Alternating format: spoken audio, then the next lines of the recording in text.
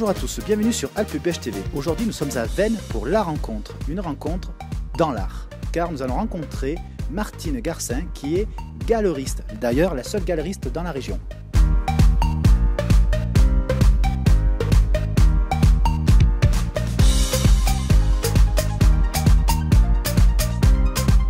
Bonjour Martine. Bonjour Damien. Alors Martine, j'ai appris un nouveau mot aujourd'hui, c'est qu'on dit galeriste. Et oui, tout à fait. Quand on tient une galerie, on est galeriste.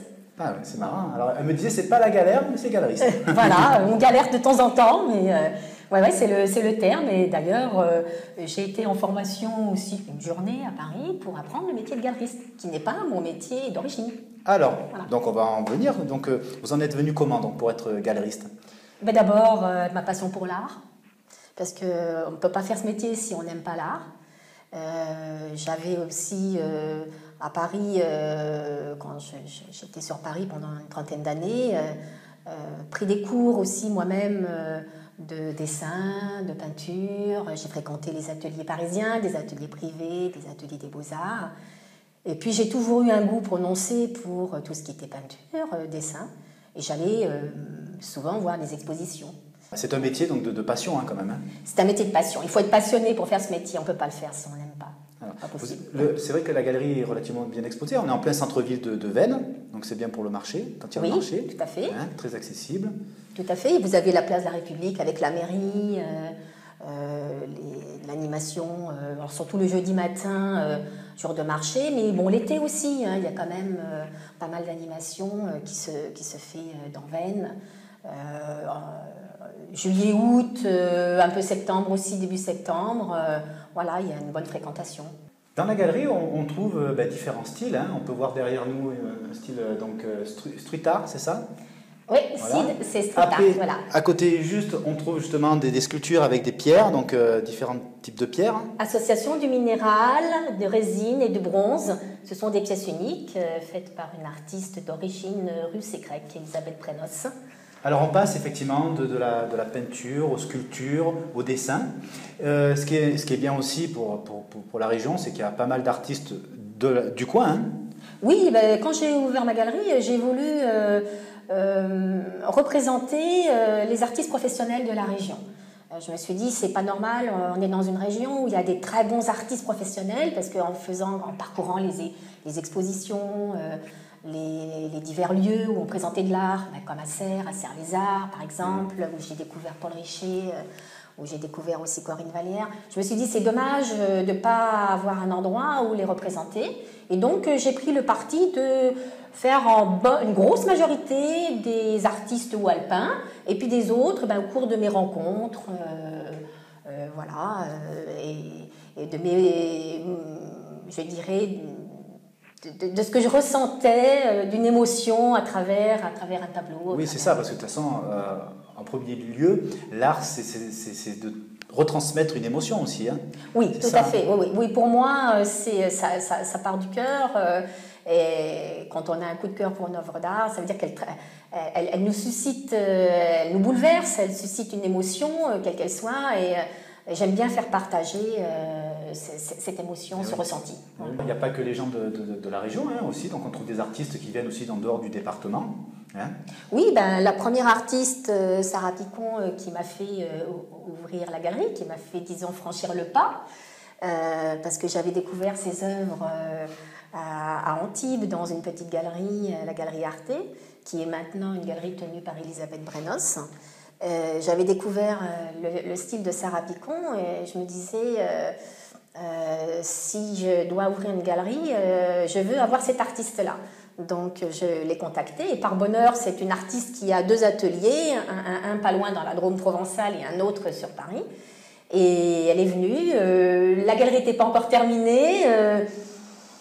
Elle m'a fait confiance, elle m'a dit voilà, donc j'ai commencé avec elle et puis 2 artistes de la région, Christiane Erard, une artiste belge, sculpteur qui s'était installée à Montmaur, au village de Montmaur, à cette époque-là, donc en 2009 quand j'ai ouvert ma galerie. Et une autre artiste, Pascal Silva, qui est maintenant art-thérapeute sur Gap, qui était plasticienne, photographe. Ça fait combien de temps que la galerie existe ? Ça va faire 7 ans au mois de 7 ans juillet. déjà, oui, Ouais, pas mal. 7 ans, oui, c'est...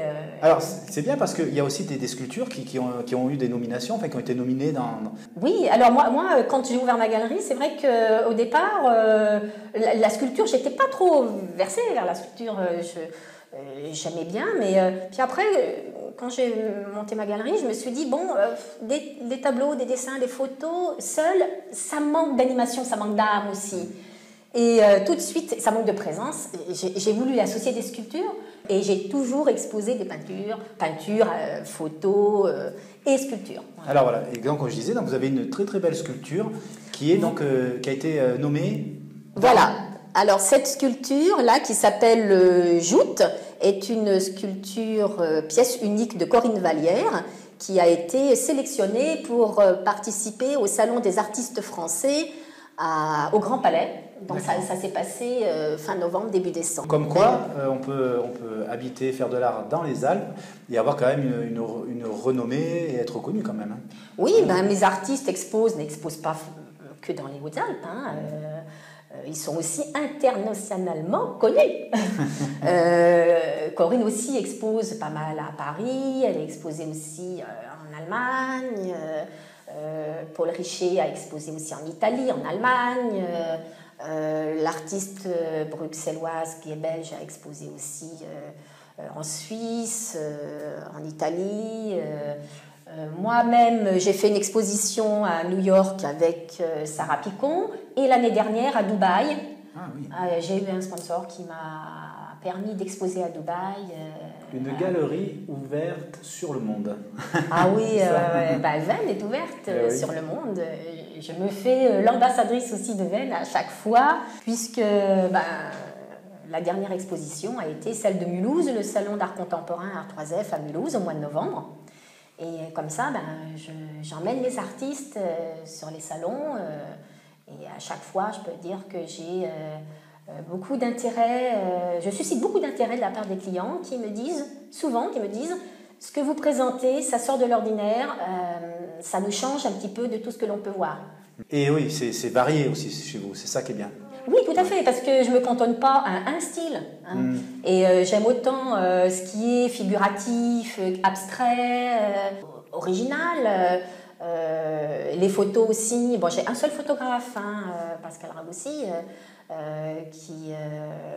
qui fait des photos un petit peu dans le style graphique.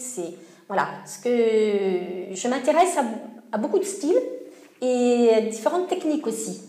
Vous avez compris, hein, si vous voulez venir parler d'art avec Martine, vous serez les bienvenus. Hein, vous aurez de quoi discuter. Inépuisable.